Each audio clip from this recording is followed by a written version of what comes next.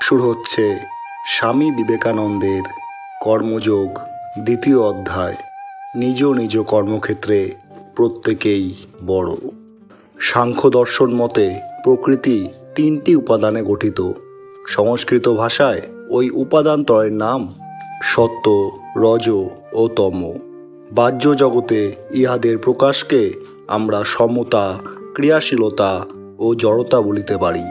তমগুণের লক্ষণ অন্ধকার বা কর্মশূন্যতা, রজ কর্মশীলতা, আকর্ষণ ও বিকর্ষণ রূপে প্রকাশিত, আর সত্ত্ব ওই 2 গুণের সামাবস্থা। প্রত্যেক ব্যক্তির ভিতরেই এই শক্তিত্রয় রহিয়াছে।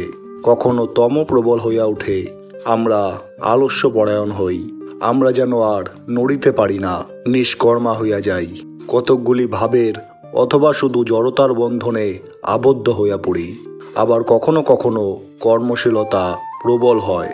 অন্য সময় আবার উভয় ভাবের সাম্য বিরাজ করে, মনে শান্ত ভাব আসে। আবার ভিন্ন ভিন্ন ব্যক্তিতে সচরাচর এই উপাদানত্রয়ের কোনো একটির প্রাধান্য দেখা যায়।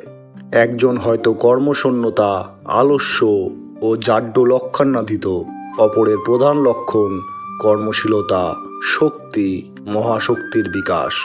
আবার কাহারও ভিতর আমরা শান্ত মৃদু মধুর ভাব দেখিতে পাই।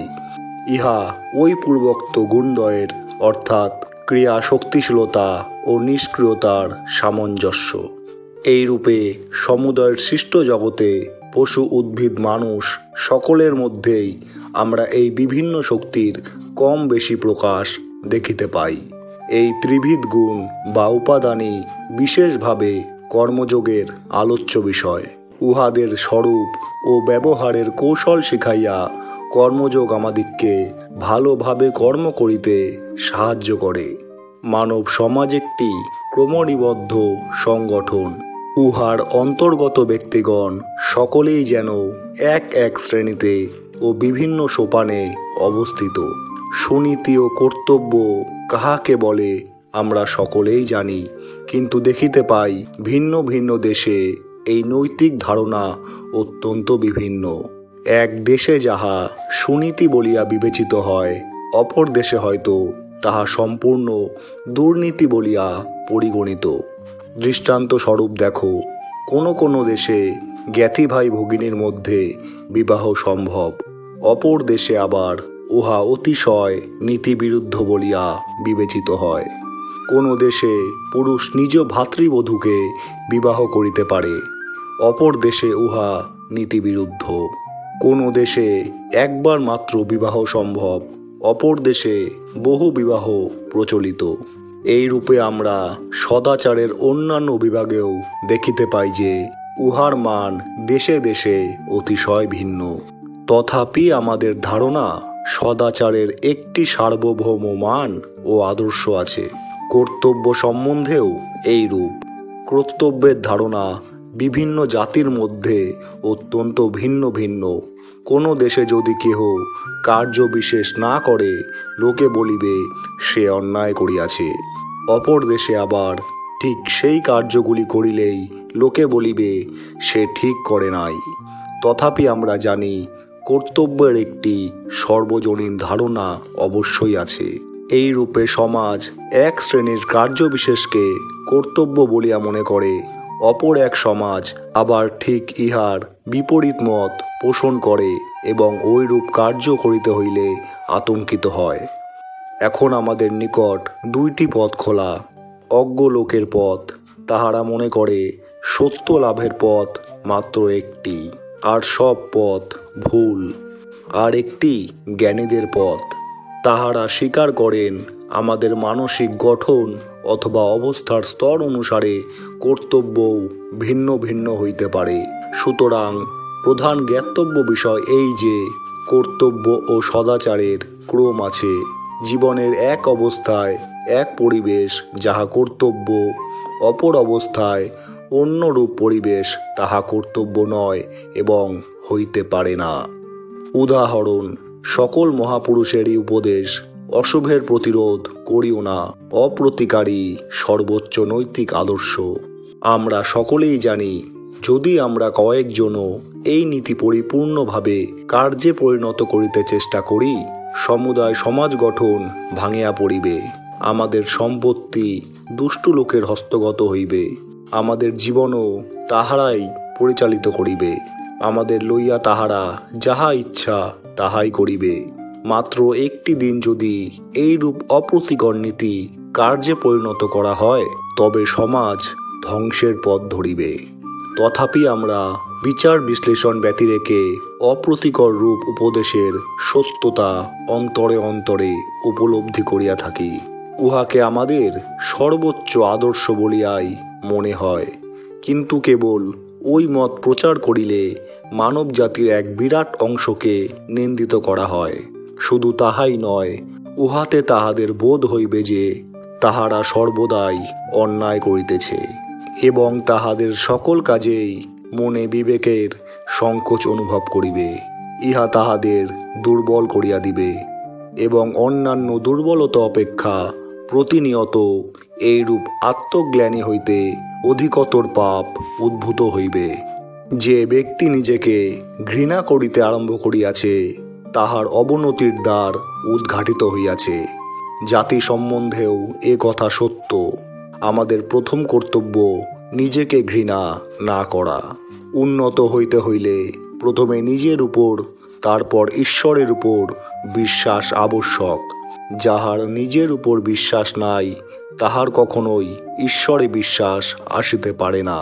কর্তব্য ও সদাচার অবস্থাভেদে ভিন্ন ভিন্ন। ইহা স্বীকার করা ব্যতীত আমাদের গত্যন্তর নাই।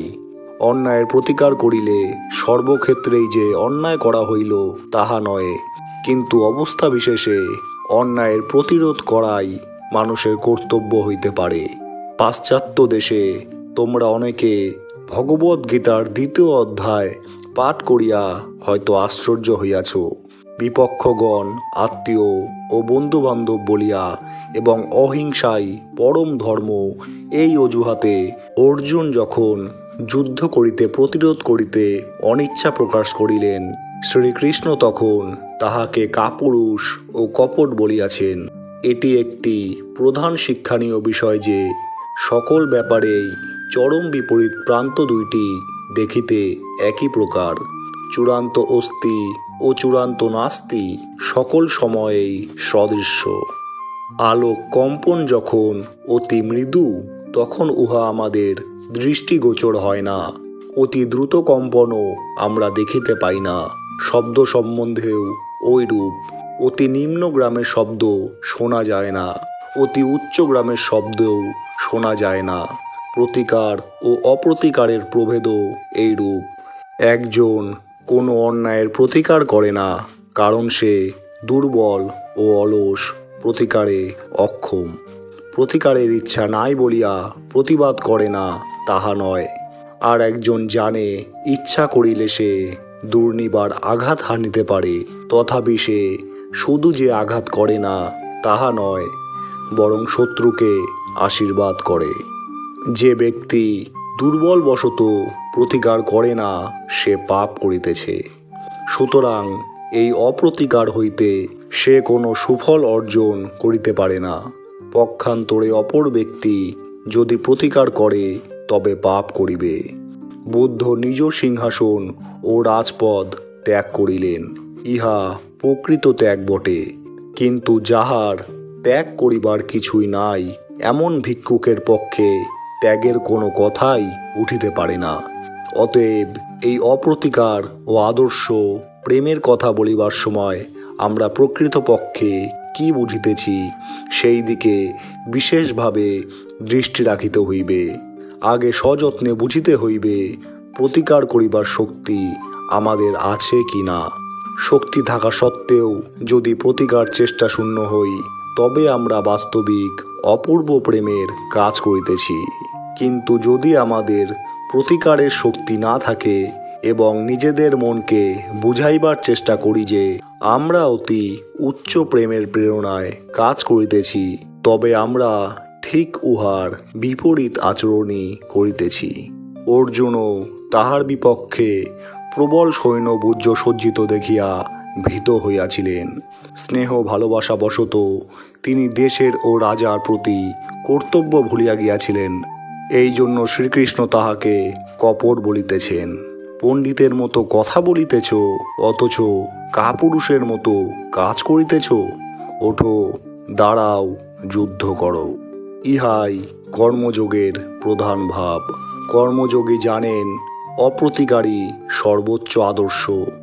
তিনি আরও জানেন যে উহাই শক্তির উচ্চতম বিকাশ এবং অন্যায়ের প্রতিকার কেবল অপ্রতিকার রূপ শ্রেষ্ঠ শক্তি লাভের সোপান মাত্র। এই সর্বোচ্চ আদর্শে উপনীত হইবার পূর্বে মানুষের কর্তব্য অশুভের প্রতিরোধ করা।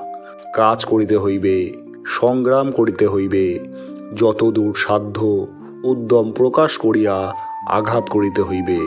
এই প্রতিকারের শক্তি যাহার আয়ত্ত হইয়াছে, তাহার পক্ষেই অপ্রতিকার ধর্ম বা পুণ্যকর্ম।